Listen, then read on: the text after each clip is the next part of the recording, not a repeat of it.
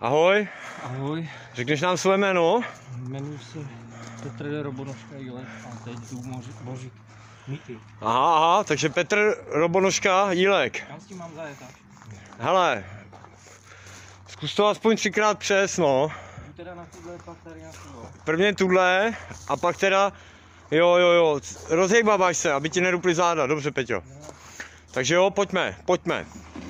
This is for Peťa! V tom je voda, Peťo, ne? Pojď, zaberi a teď si tak. Dobře dobře. Ty vole, pěkně. Jdeš do ní ještě? Tak pojď, Peťo, pojď teď. Dobrý, no, kam si jedeš? Aha.